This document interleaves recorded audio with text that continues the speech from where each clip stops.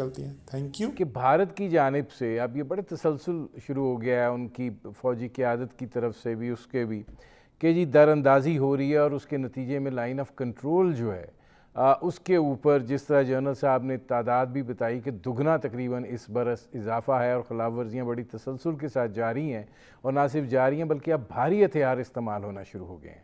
اور یہ بھی کہا گیا کہ اس لاک ڈاؤن کے دوران جو ہے بھارت نے کچھ فوجی افسران اور کچھ فوج جو ہے وہ مزید منتقل کی ہے.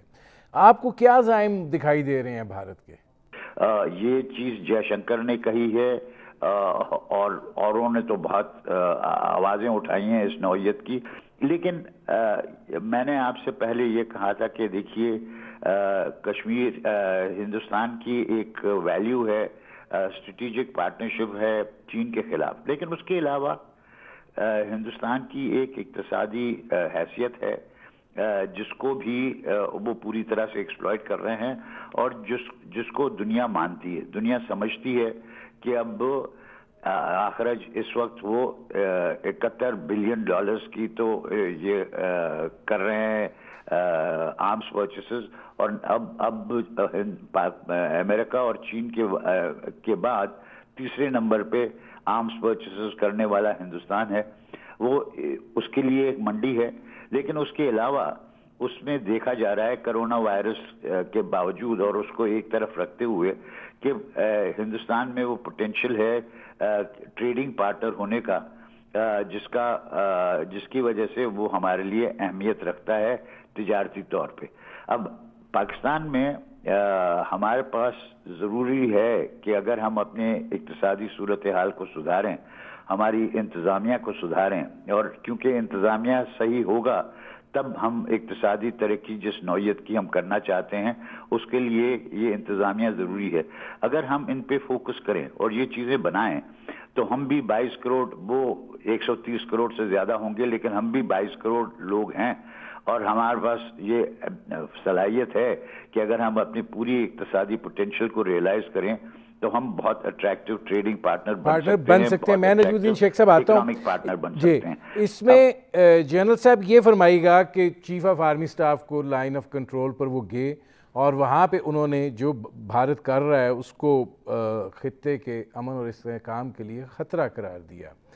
اب جو صورتحال ہے اور بھارت کے اندر جس طرح کی گفتگو ہو رہی ہے، کیا آپ کو دکھائی دیتا ہے کہ بھارت منصوبہ بندی کر رہا ہے ریڈ لائن کراس کرنے کی؟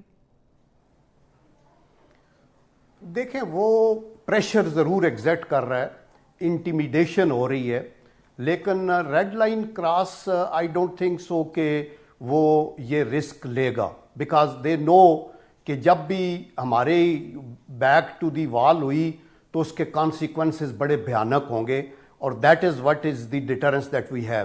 اور مودی تو اپنے مینیفیسٹو میں وعدے کر کے آیا ہے، اور یہ تو بلند بانگ دعوے کرتے ہیں کہ ہم کشمیر کے اندر گھس جائیں گے اور یہ کریں گے، اور میں نہیں سمجھتا کہ وہ اتنی جرت کر سکتے ہیں کہ آزاد کشمیر میں گھسیں. اور ابھی بھی یہ جو واویلا ہے یہ غلط ہے. اس کی وجہ ہے ان کی ڈبل فینسنگ ہوئی ہے.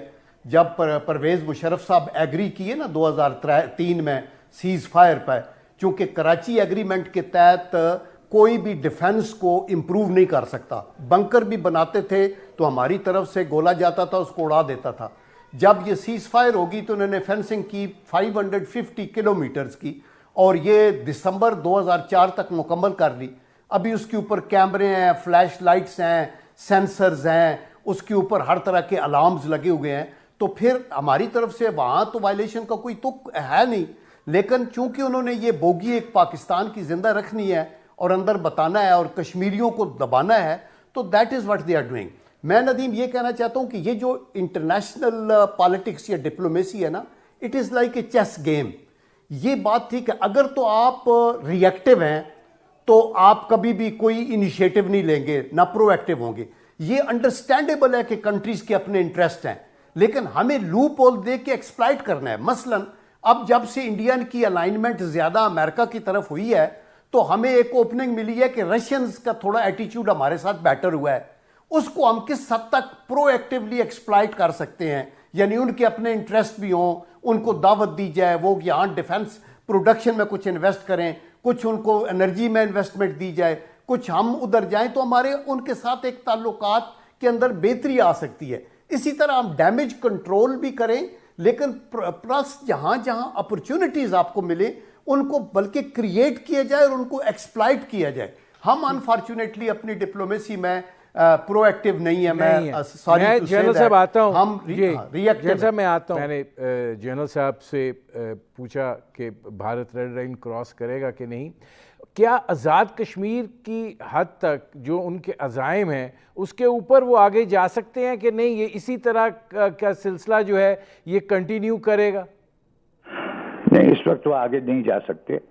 وہ کہتے رہیں گے لیکن کریں گے نہیں. لیکن یہ سوال نہیں ہے. سوال یہ ہے کہ آپ اگر دنیا کی آپ حمایت چاہتے ہیں اور دنیا کی حمایت کے بغیر آپ ہندوستان کو مائل نہیں کر سکتے کہ جو ابھی وہ کر رہا ہے اس سے وہ گریز کرے, کشمیریوں کو کچھ کم پرسیکیوٹ کرے. اس میں آپ کی بات سنی جائے گی جب آپ کی کچھ پولیٹیکل ویٹ نہیں, اکنامک ویٹ ہوگا.